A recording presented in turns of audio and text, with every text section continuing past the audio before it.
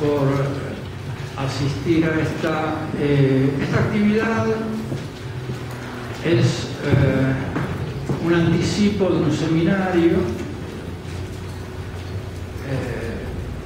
que tiene un capítulo nacional el día viernes de análisis de los procesos electorales, institucionales y ciudadanos en Argentina, pero sobre todo tiene la intención de interpretar con el equipo de investigación y el Centro de Estudios Políticos que tiene sede en el Instituto Germani y invitados y contrapartes de universidades de diferentes provincias del interior de la Argentina.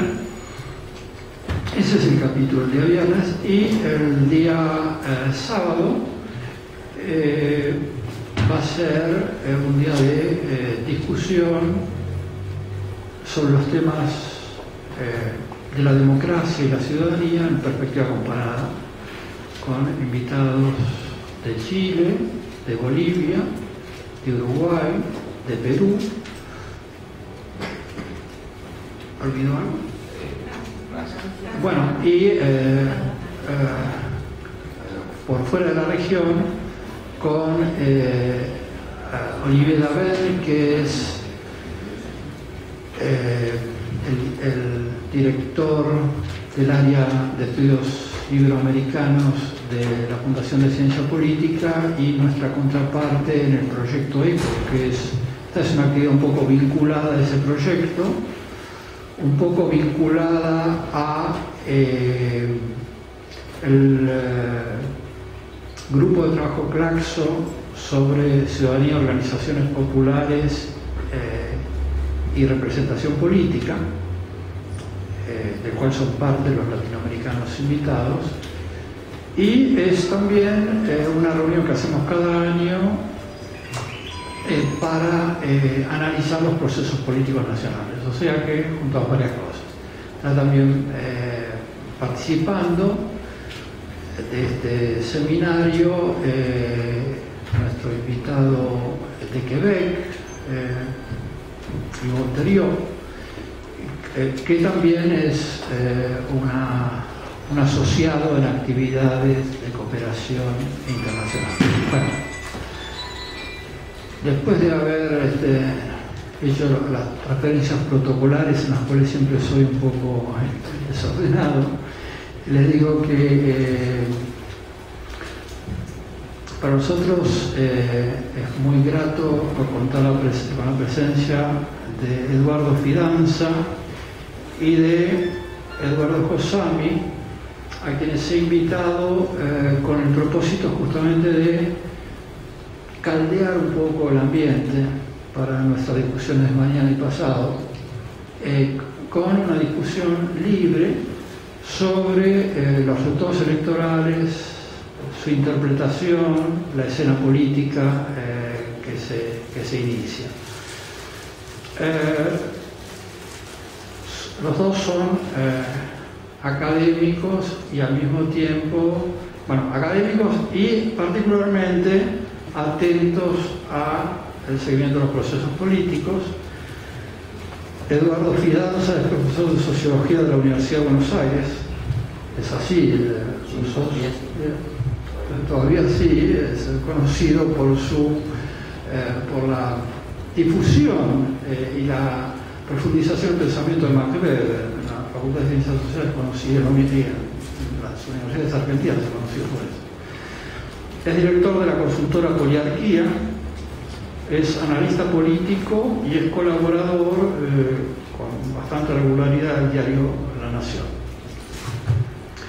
Eduardo Josami es profesor titular consulto de la Facultad de Ciencias Sociales, a la cual pertenece el Centro de Estudios Políticos. Es profesor de posgrado de Historia de la Universidad del 3 de Febrero y es el director del Centro Cultural de la Memoria Haroldo Conti. Entonces, invito a ambos a que sucesivamente hagan uso de la palabra, no nos pusieron de acuerdo en qué orden van a hacerlo, así que estamos como cuando es en la televisión. Quien quiera iniciar, inicie. Sí, por orden alfabético. Por la E.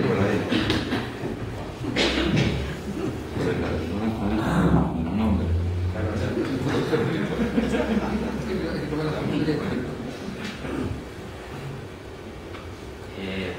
Bueno, buenas tardes.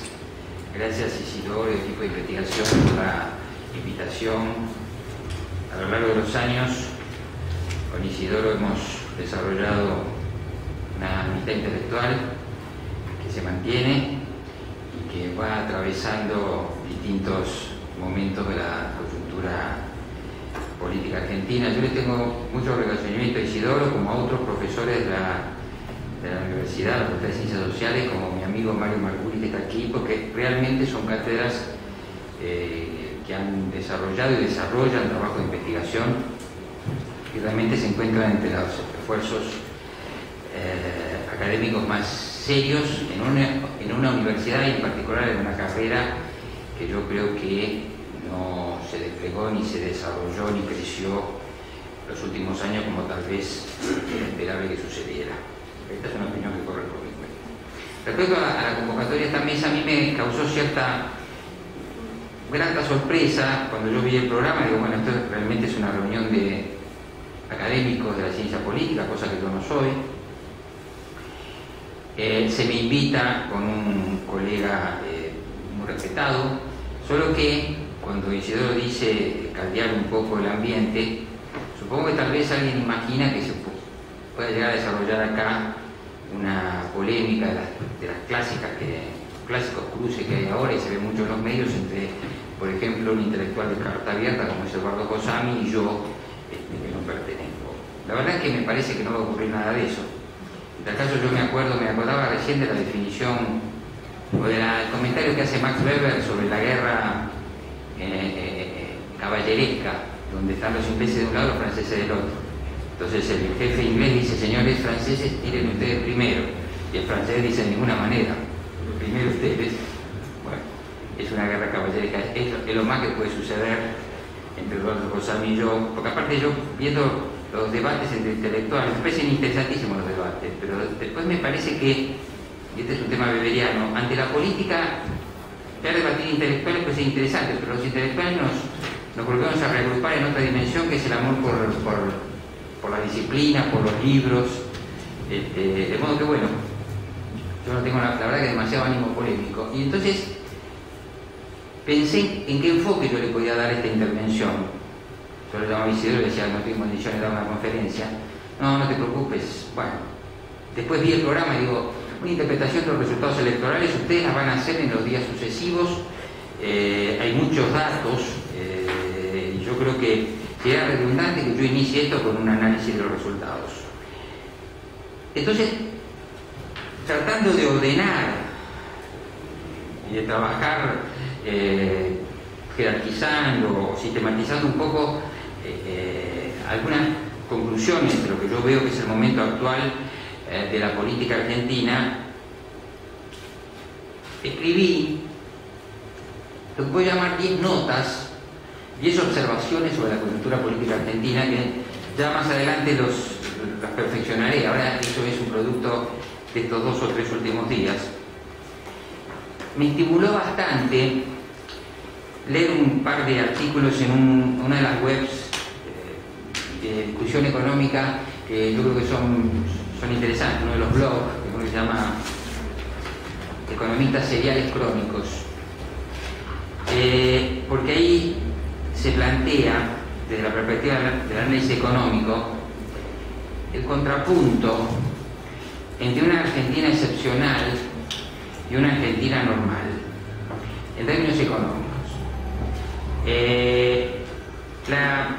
La cuestión de la excepcionalidad argentina es un clásico del análisis político y del análisis comparado, al menos durante bastantes décadas, 60, 70, 80, ¿no es cierto? La excepcionalidad argentina. Es decir, aquellos rasgos que hacen de la Argentina un país diferente a, por ejemplo, otros países de la región, otros países del mundo. En general, la alusión a la excepcionalidad argentina no es para aprobar a la Argentina, sino para desaprobarla. Es decir, seríamos excepcionales o hemos sido excepcionales para que desde afuera, como alguna vez había un párrafo muy ilustrativo, creo que era Lambrou, que dice, bueno, ¿cómo esta República del Sur está donde está, pudiendo haber estado en muchos otros lugares según estas y estas condiciones? Bueno, ahora de lo que se trata, y es mi primera observación, es de que estamos ante resultados electorales excepcionales, que yo creo que son debidos a causas y a condiciones igualmente excepcionales. Mucho se simplificó al juzgar la evolución de este gobierno respecto de lo que se llamó viento de cola. Se habló de viento de cola para, con un solo término, querer decir que en realidad el kirchnerismo se benefició de una especie de condición, sí, inédita, favorable, y que eso fue todo. Yo no voy a decir eso. Lo que sí voy a decir es que objetivamente los precios de las materias primas que Argentina produce a partir de 2003, y eso lo sabemos, y es un fenómeno también de la región, empezaron a tener valores extraordinarios, los términos de intercambio se revirtieron y aquel paradigma de la CEPAL, con la cual los que tenemos cierta edad nos educamos, dejó de tener vigencia para dar lugar a la posibilidad de que países como del perfil productivo de la Argentina tuvieran los términos de intercambio favorables, pudieran acumular divisas, pudieran en base a esto reactivar su economía. Por cierto, después viene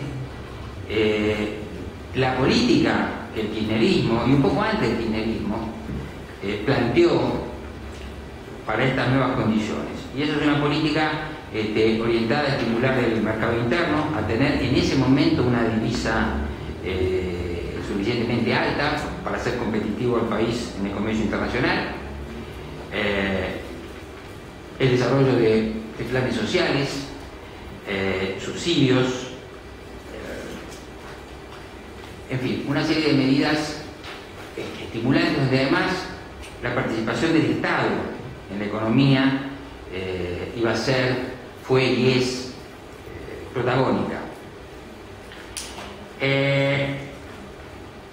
Esa fue la matriz o la respuesta a esas condiciones, y creo que eso es lo que llevó a una recuperación de la economía argentina muy acentuada en el periodo que va entre 2003 y 2004, 2005. Pero entonces, primera condición excepcional, el cambio de los precios relativos a las materias primas, que nos permite superar en poco tiempo, yo diría en un tiempo excepcionalmente corto, una crisis brutal, que también es una crisis excepcional, que es la crisis social, política y económica de 2001-2002.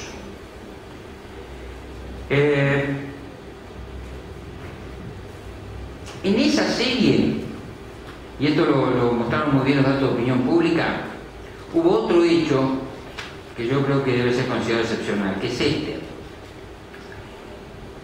Como ustedes saben, el gobierno, Néstor Kirchner llega al gobierno con el 22% de los votos. A los 6 meses, en las encuestas de mi empresa de Poliarquía, tenía 80 puntos de imagen positiva.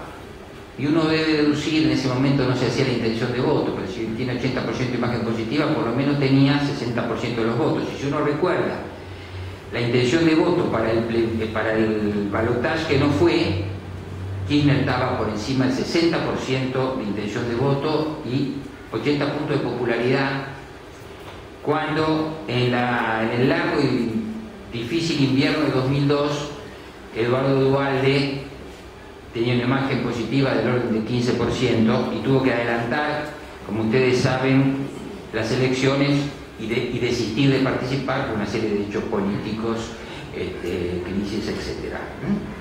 En el último trimestre de 2002 la economía argentina empezó a crecer, y en el momento que Néstor Kirchner tenía 80% de imagen positiva, ya crecía la economía entre 7, 8, 9 puntos. Estoy hablando del año 2004, 2005.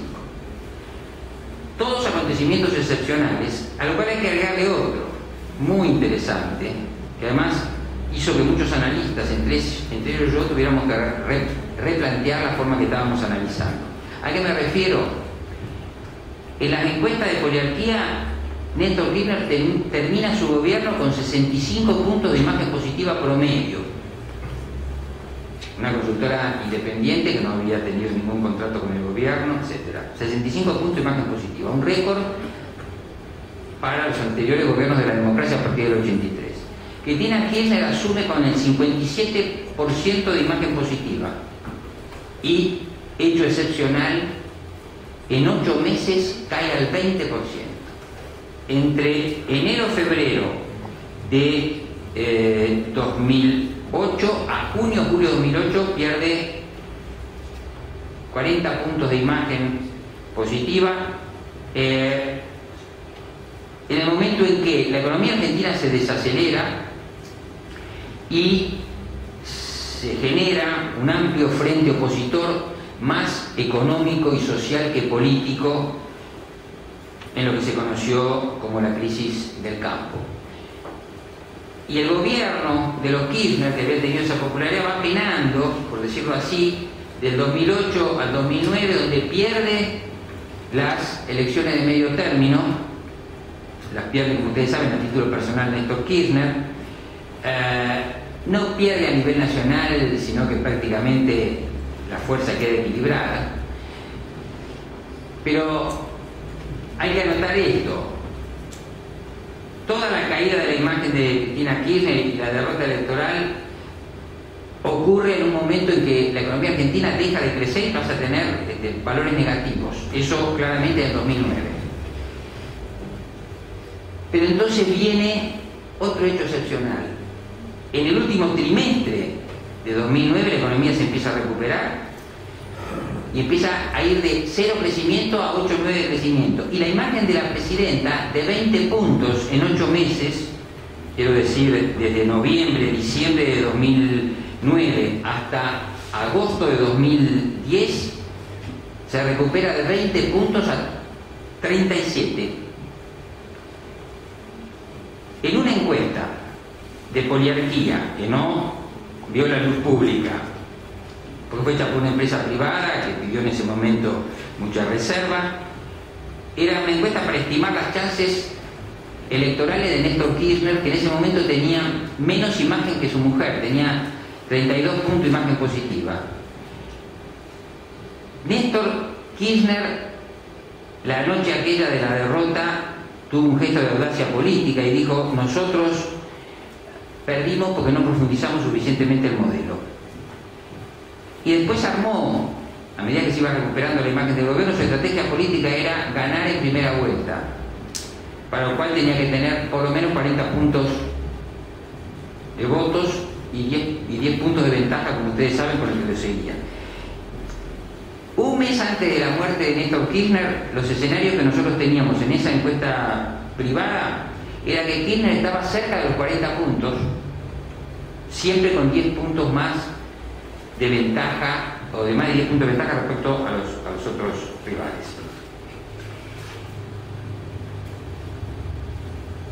Yo, en un seminario de IDEA, di una opinión que rápidamente fue tomada por muchos y dije: yo nunca en mi carrera de 20 y pico de años de analista de opinión pública vi una recuperación así de un gobierno. Esto es, de 20 a 37 puntos. Bueno, me faltaba ver algo todavía más excepcional, que fue lo que ocurrió hace exactamente un año, después de la muerte de Néstor Kirchner, que, como yo dije y escribí en algún momento, muere siendo la personalidad fuerte política del país, ¿no es cierto? El líder de un proyecto político. Muere Néstor Kirchner y entonces el legado a su mujer, entre otras cosas, es que ella trepa 20 puntos en un mes en imagen positiva, de 37 a 57. Esto registrado por nuestras consultores por muchos colegas. 20 puntos de imagen se agregan. Entonces quiero decir, hay una secuencia de excepcionalidades que tienen en buena parte están referidas al panorama económico, pero a la vez después se engarzan con fenómenos de tipo político. Yo tampoco voy a decir que la viudez es lo que le permitió a Cristina Kirchner alzarse con los 57 puntos de imagen positiva y ahora con el éxito electoral. Son factores coadyuvantes. Claramente las investigaciones, y sobre todo en las investigaciones cualitativas, el pasaje a la viudez significó una reconfiguración de la imagen de Cristina. A Cristina en los estudios, sobre todo motivacionales, focus group, se le atribuían defectos como la soberbia, como hablar desde una plataforma de superioridad, ser agresiva, etc. Todas esas críticas que se le hacían se disolvieron después de que ella enviudó. O sea que claramente hubo una reconfiguración de imagen y a mi juicio hubo lo que yo llamo un shock carismático. Yo observé en el caso de Cristina Kirchner, en otros casos, el efecto que produce en la opinión pública el atravesamiento por parte de un líder político de dificultades humanas muy concretas, o sea, aquello que está más allá del marketing.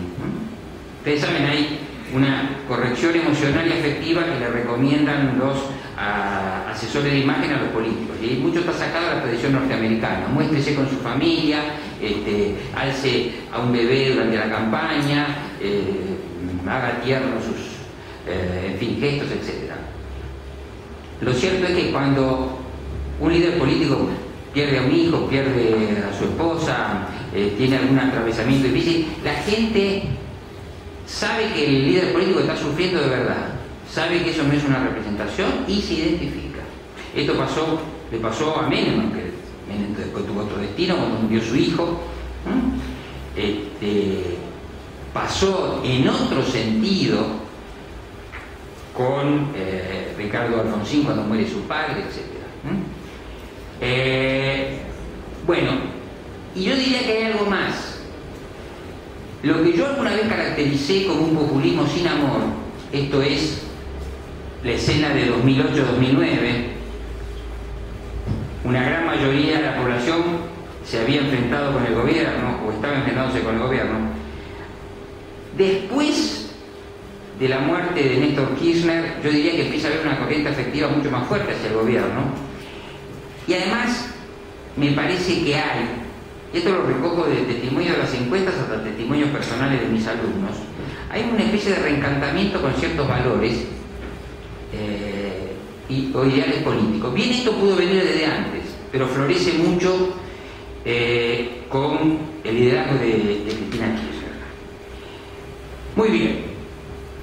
Todos estos elementos que yo señalé, pretendo que su hilo conductor sea condiciones excepcionales, condiciones económicas excepcionales, condiciones de popularidad excepcionales, caída y recuperación, que es excepcional porque antes había ocurrido que tanto Alfonsín como Menem, y por cierto de la Rúa en muy poco tiempo, presidentes argentinos que cuando empezaron a declinar su popularidad, luego ya no la recuperaron más. Que cuando perdieron las elecciones de medio término, ese fue el anuncio de que perderían las elecciones presidenciales y no tendrían posibilidad de reelegir en la siguiente turno, ¿no es cierto? Muy bien. Ahora, no es excepcional el sustrato y la organización política que sostiene a los Kirchner, que es el peronismo, en una de sus posibilidades, en una de sus interpretaciones, en una de sus fases o facetas, que es el peronismo kirchnerista. Pero atención, esto ustedes lo saben, ¿no es cierto? Pero bueno, a lo mejor los extranjeros no se lo han planteado así, pero algunas estadísticas son muy fuertes. estamos en condiciones de decir, yo no sé si me atengo perfectamente al manual de ciencia política, que este es un sistema político de partido dominante. Quiere decir que, en una interpretación sencilla, todos están en condiciones de presentarse, pero ocurre que siempre es más probable que gane uno, o de hecho hay uno que gana con más frecuencia que otros. Y yo digo, a la pregunta muchas veces hecha desde el extranjero, ¿el peronismo es el único partido que puede gobernar la Argentina? Mi respuesta es, no es el único, es el que más probablemente lo haga. Y la estadística a la que me refiero es impresionante. Si empezamos a contar desde 1946 hasta 2011, o sea, 65 años, y aislamos los periodos donde hubo elecciones libres sin proscripciones, son 40 años. En esos 40 años hubo 10 elecciones presidenciales hasta la elección de la semana pasada. Esto es en 1946, 51, 73, 89, 95 y en este siglo 2003, 2007, 2011. El peronismo, bajo distintas configuraciones, ganó 8 de esas 10 elecciones. Y si tomamos esos 40 años de democracia sin proscripciones, gobernó 31 de esos 40 años, o sea, el 77% del tiempo transcurrido. Si proyectamos y pensamos que el kirchnerismo con Cristina Kirchner va a gobernar hasta 2015, entonces van a ser 35 años sobre 44 años, o sea, el 80%. Y de otra manera, en 65 años en la Argentina, por elecciones libres, solo 2 veces ganaron candidatos no peronistas. En el 83, Raúl Alfonsín, y en el 99, Fernando de la Rúa. Pero atención, si miramos bien, nos vamos a dar cuenta que el único triunfo absolutamente no peronista en la oferta electoral, pudieron haber votado peronistas a Alfonsín, es el caso de Alfonsín. De la Rúa gana, pero en una coalición con el peronismo disidente de la época. Y para agregar, como yo digo, esto a la cuenta de la fatalidad política argentina, esos 2 gobiernos de presidentes no peronistas afrontaron condiciones económicas nacionales e internacionales extremadamente malas, lo cual hizo además que sus gobiernos terminaran mal, antes de tiempo y en medio de crisis hiperinflacionarias. Muy bien.